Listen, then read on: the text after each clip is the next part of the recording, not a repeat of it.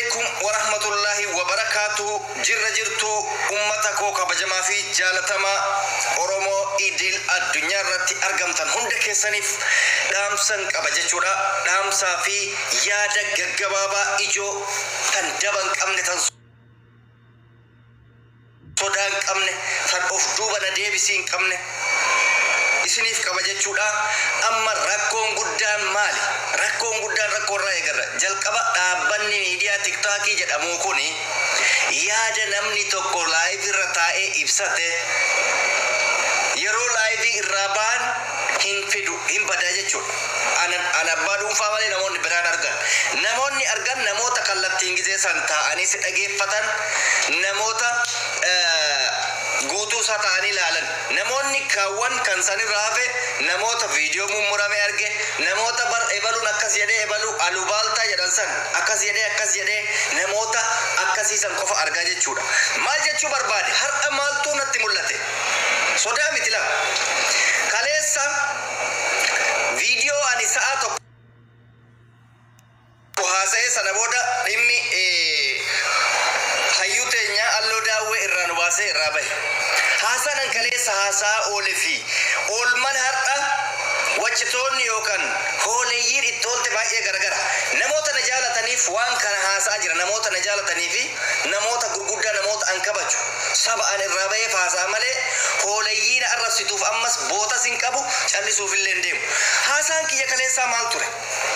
Osoo jalqaba irratti haasaa hin eegalin gaafan jalqabu maal jechaan eegale haasaan koo kan har'aa kun sheeka ulamaa'ii daa'imman hayyoota hin ilaallatu isin har'a na furaa dhiifama naaf godhaa jedhee geggeesse.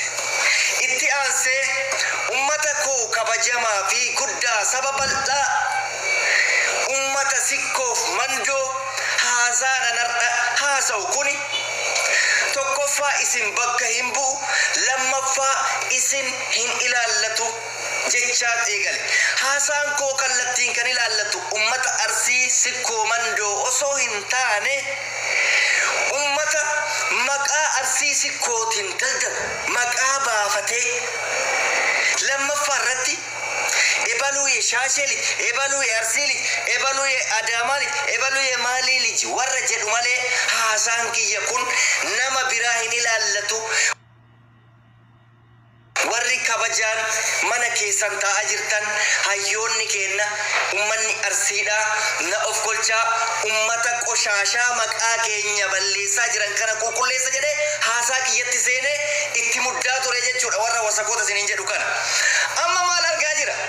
Namoonni viidiyoo kiyya haasaan ijoollee warra wasakoota amma isiniin jedhu arrabsuu fi ummanni keenya kan Arsii kan jedhu fagoo biyya tokkoo fi biyya tokko walitti fidanii akka warreedin Arsiin isin kan akkanaati jedhee arrabsee miidiyaa kana baxabatanii komantii bana free speech rakkoon qaba komantii bana akka waan ani ummata Arsii kana isin kan akkanaati jedhee arrabsee fakkeessanii kuni mana banateeyya kun sanirran kaanne mana banatee warra iyyurran kaanne duraa iyyaa jiran yani iyyuu inshallah hudduu haa banan ani kanirra kaadhe saba bal'aa ummata sikkoo mandoo ummata bal'aa hoolaa tokkoo fi lamaaf kudhaniif jedhee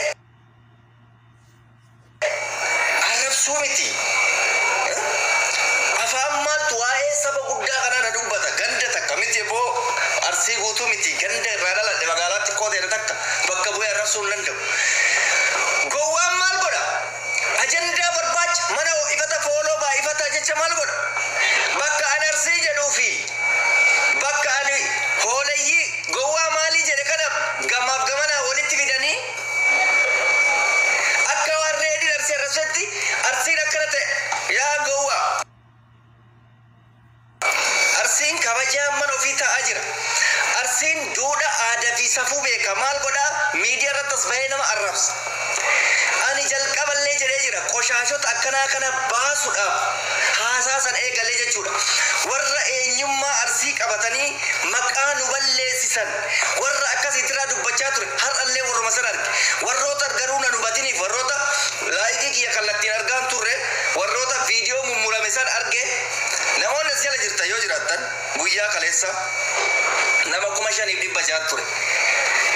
Dogongoraan reediin jechi arsiin takkanaati jedhu dubbatee beeka. Inumaayyuu warri akkas godhu suni nuti warra qonnaan biyya keenya galchinee gabaree biitiisen dhalche malee arsiin akkana hin jirtu jedhee ilmaa dubbachaa ture. Isini warri arsii maqaa balleessisiise arsiin isin hin beektu nuti isin hin beeknu nu dhiisaa jedheen haasa'aa ture. Jarri kana ka arsii jecha afaan kiyya keessa arsii jettu kana walitti fuudhanii ka achi ijoollee hooleyyii gommaa arrabsaa ture. Fagoo tokko walitti fidanii arsii akkana jedhanii xiqqaa guddaan reediin akkamitti arsii keessaa fa'i arrabsa haadha keessa obboleessa kiyyaati majinuuna. Anidda keessaa dhaladhe saba keessaa dhaladhe afaan kamiin arrabsa. Insanumaan mootu hoolaan namni 200 fi 300 teettee arrabsitu. Arsii miti. Haadha abbaa mana keessa jiran haadha isaanii abbaa isaanii bakka hin bu'an.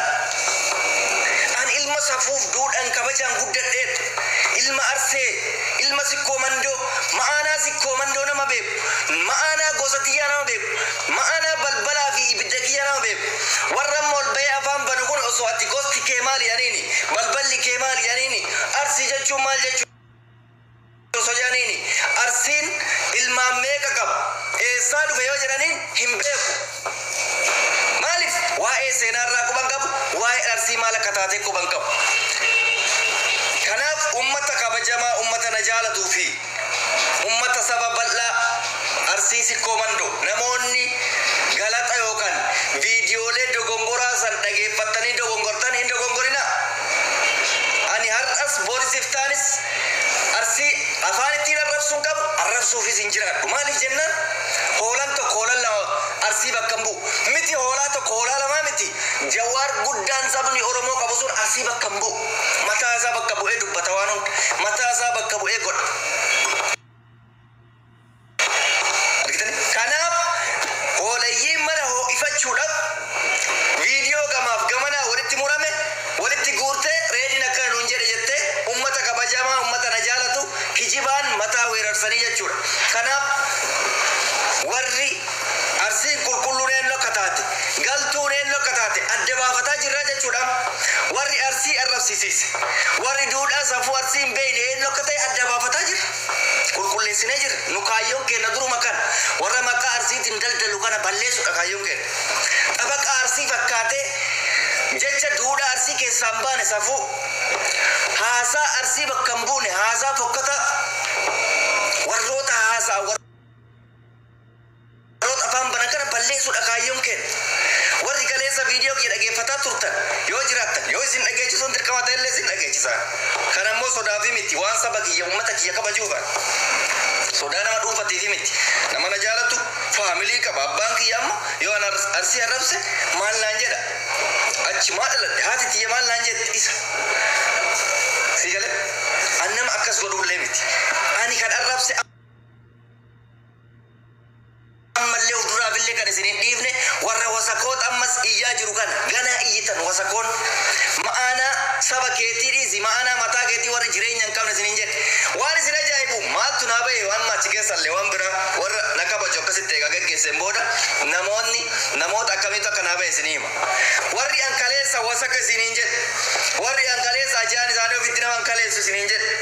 Warri an duudhaa fi safuun beekanan isin hin jedhe. Oli yaa'e kaawwii manatti hafe of urgeeffatu. Shurufkaa ofii kana dhaataatu oli yaa'e waa tokkochi manatti hafe. Warra osoo na dhubanneen arrabsitan. Okay. Rabbi kiyyaaf jecha isinii dhiise. Warri immoo shurufkaa teessan ofirratti ilaala.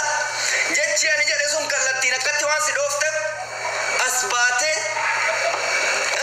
akkamitti akkas nuun jedhe akkamitti akkana nu godha warri jettan ragaa ofirratti baatan. Wallahi namni akkamitti ajaa ofii ol bahee ragaa ofitti ba'a. Akkamitti akkana nuun jedha jedhee. Ati ajooftuudha. Ati wasaka maa ragaa ofitti baatas baate dhimmi kiyya dhimma haasa'aa ture kan ilaallatu warra ajaaya fi warra maqaa abbaa ofii dhiise maqaa gandaatiin ganda biraa nu tuffachiise warra akkasii kanarraa haasayan.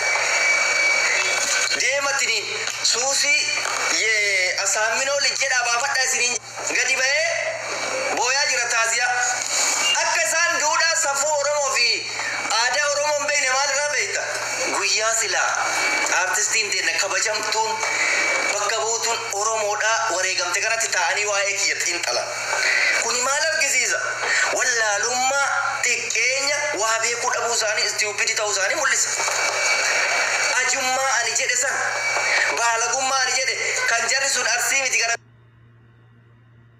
biraatii dhufan isiniin jedhe san ragaa ofitti ba'an jarattiin nu buqqisuu heddii waan jedhu shakkii keessa galanii hin shakkina nuti sirrooftanii duudhaa fi aadaa ummata keenya ummata arsii fudhattan taanan wanni isin baasnuuf hin jiru arsiin kabajaa qabdu ammas kabajamaan jiraataa jira gadi baateetiniin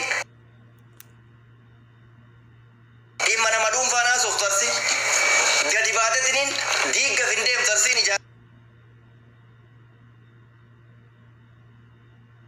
ijaarama malee gadi baateetiniin waan isiin galchine keessa hin dhooftu ka gadi baatee dhooftu warra nuti tiiseef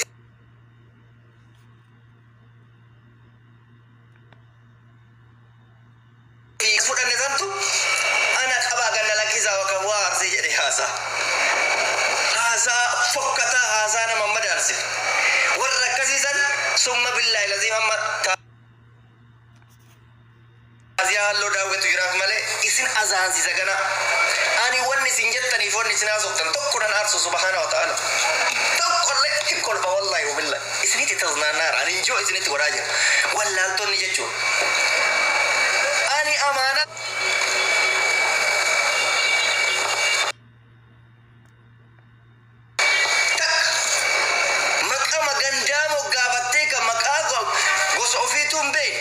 maalummaa arsiitu kan hin beekne ani arsiidha jettee xabaqaa taate arsiin xabaqaa gowwaa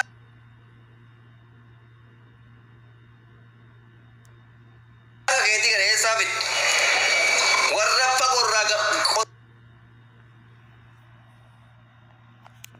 gabareen dhufe warra afaan barate warra goondar irraa dhufe warra gojjam irraa dhufe warri ani isiniin jedhe sun isa sana jechuudha ummanni kiyya kabajamaa warri kallattiin amma kun amala miidiyaati anaaf haaraa miti warra haaraa warra miidiyaadha dubartiin arsii jechuun bar waan jabeessiti aadaa keessattuu dubartii irratti waan baay'ee jabeessiti dubartiin arsii hanqabeef akkatti ol jettee nama laaltu miti akkatti miidiyaa baatee afaan banu ol jettee nama laaltu nama kabaja hawaasa isaa qabu atarra garuu afaan bantee miira keessa nagalchite Fredin hama arsii tokkoon dubbatu wallaala maqaa kennan daldalu ilaallata malee hin dhiisu ammallee wallaala maalum eessumaa nutti dhufanii rabbii jedhaan warrabsiisan nyaabaran rakkoon maali beektanii naannoo arsii kanatti weerarri bara ture san milinikki ummanni wannoon kun dhataa kanattu nu rakkise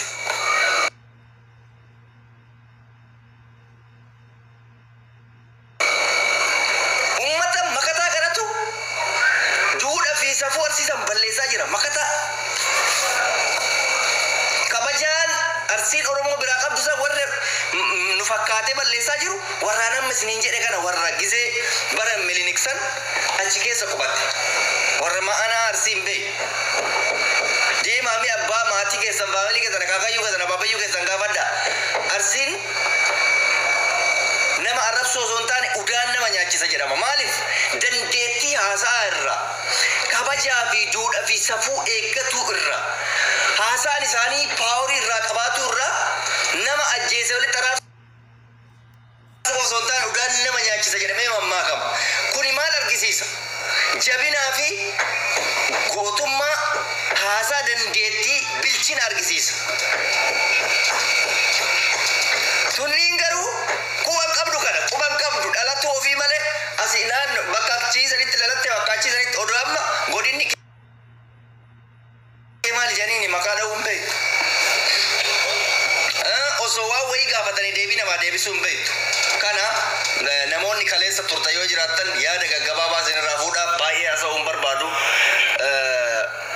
akka ragaatitti namni gurguddaa yoo eessa jiraattan lakkoofsa tokko barreeffadhaa. Ani kana godhuuf immoo saba kiyya saba kabajamaa fi saba jaalatamaadhaaf namoota osoo na jaalatan gama keessatti illee na dubbisanii sima akkas nuun jedhe maal jedhe san argite isaan san hubachiisuudhaaf jedheeti malee qoshee ganda keessa hooleyyii jechuudha. Waan takka surree ofiitu orrarachuu hin dandeenyeef wanna takka dhiifama sin jedhu gadis jechisiisuu hin danda'u. Ani namoota galataan nafaaman namoota faallaa nafaaman osoo hin beekin reediin akkana nuun jette sima warra jedhe san hubachiisuudhaaf jechuudha. Dogongoraan hubattan reediin nama kutaa ofiitii miti kutaa namaa tokko miti maaliif jenna okay normal haga xurii kanana umaratti fakkaatu haga xurii keessaa waa tokko natti fakkaatu natti tole hunda'u suusii namatti taannaante garuu namoota na jaalatan haaluma sanii akka hubattaniif namoota na jaalataniif malee namoota tirkaa mirkiin waa tokko naa gochuus hin dandeettu waa tokkos na gochuu hin dandeessu waan tokko